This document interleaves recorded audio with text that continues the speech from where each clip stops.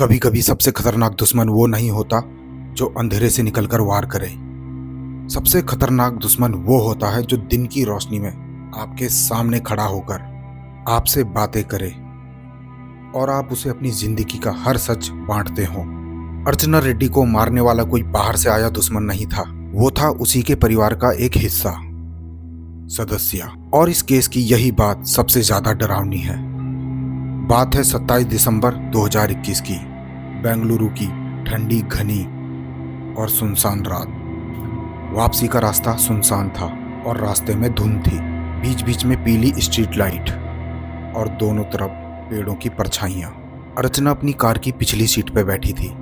उसके साथ था उसका 16 साल का बेटा, ड्राइवर और 2 जानने वाले। सभी लोग चुप थे, लेकिन अर्चना को लग रहा था कि कुछ होने वाला है। इसीलिए उसने अपने ड्राइवर से कहा कि गाड़ी थोड़ा तेज चलाओ। ड्राइवर ने भी उसकी बात को माना और गाड़ी तेज चलाने लगा, लेकिन तभी उनकी गाड़ी को ओवरटेक करते हुए एक एसयूवी गाड़ी उनकी गाड़ी के सामने खड़ी हो गई। ड्राइवर ने घबरा के अर्चना से बोला, मैडम ये लोग कौन हैं? उस एसयूवी गाड़ी से 4-5 लोग उतरे। उनके चेहरे पे मास्क लगा था, उनके हाथों में हथियार था और वो गुस्से में लग रहे थे और वो अर्चना की गाड़ी की तरफ बढ़ रहे थे।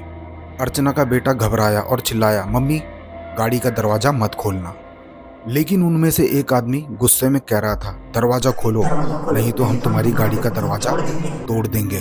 ड्राइवर भी डर के मारे कांप रहा था और उन गुंडों ने पत्थर से अर्चना की गाड़ी का शीशा तोड़ दिया। फिर कार के अंदर हाथ डालकर अर्चना के बालों को पकड़ा और उसे बाहर घसीटा। छोड़ दो मुझे, छोड़ दो। अर्चना की चीख पूरे रास्ते में गूंज रही थी। अर्चना का बेटा कार के अंदर डर रहा था, सिसक रहा था और बार बार कह रहा था, प्लीज कोई मेरी मम्मी को बचा लो। चारों तरफ आतंक था। उस काली रात में हमलावरों ने अर्चना को सड़क के किनारे घसीटा। फिर एक हमलावर अर्चना के गले में चाकू की नोक लगाकर बोला, तूने हमारे रास्ते में बहुत रोड़े अटकाए हैं, बहुत रोड़े। अर्चना चिल्ला चिल्ला के बोली, मैंने क्या किया? कम से कम मारने से पहले मेरी बात को तो सुन लो।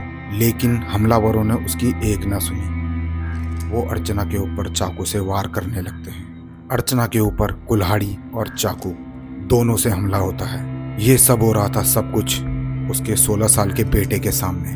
बच्चा कार में हाथ जोड़कर रो रहा था, प्लीज अंकल मत मारो, प्लीज अंकल मत मारो। लेकिन उस सुनसान सड़क पर रहम जैसा कोई शब्द बचा ही नहीं था।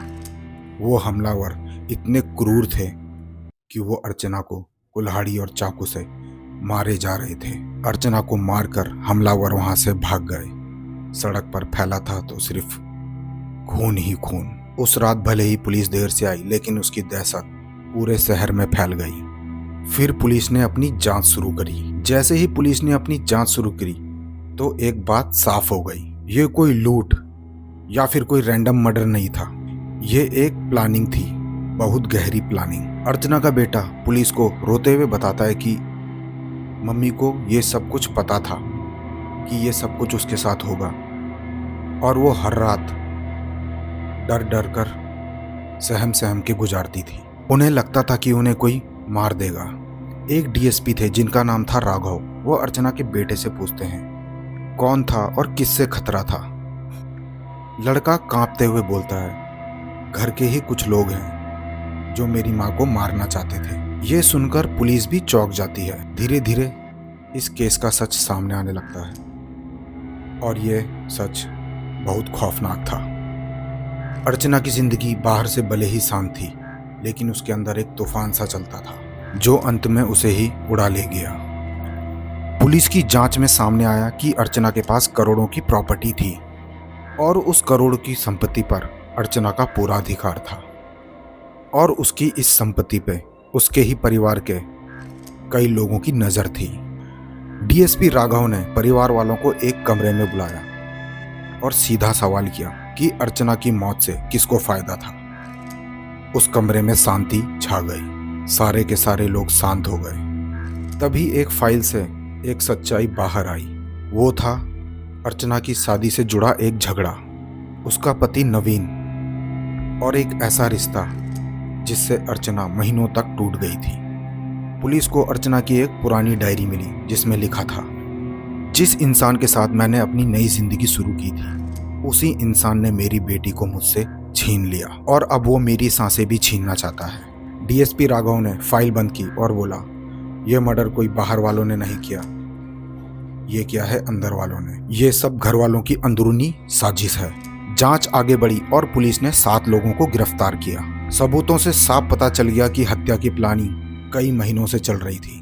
प्रॉपर्टी हथियाने का लालच और निजी रिश्तों का गंदा सच। माँ और बेटी, पति और पत्नी, सब एक ऐसे जाल में फंसे थे जिससे निकलना बहुत मुश्किल था और वहां से निकलने का सिर्फ एक ही रास्ता था, मर्डर। जब अर्चना के पति नवीन से डीएसपी ने पूछताछ की, क्योंकि तूने अपनी पत्नी से इतनी गद्दारी, नवीन ने अपना सिर झुकाया और कहा, सर, उसे रास्ते से हटाना बहुत जरूरी था, वो सब कुछ बिगाड़ रही थी।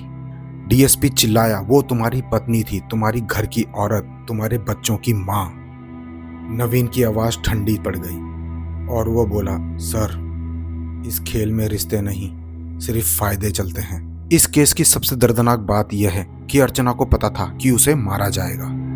उसके फोन से एक आवाज नोट मिला जिसमें वो कह रही थी कि अगर मेरे साथ कुछ हो जाए तो समझ लेना मुझे मेरे अपनों ने ही मारा है, मेरे अपने ही जिम्मेदार होंगे। डीएसपी ने रिकॉर्डिंग सुनी और बोला, ये केस खत्म नहीं बल्कि अब शुरू हुआ है।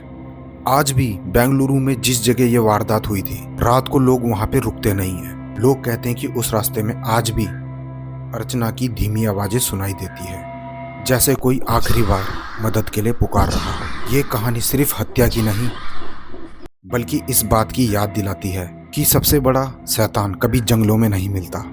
कभी कभी वो खाने की उसी मेज पे बैठा होता है जिसमें आप भी रोज खाना खाते हो, मतलब कि आपका कोई अपना।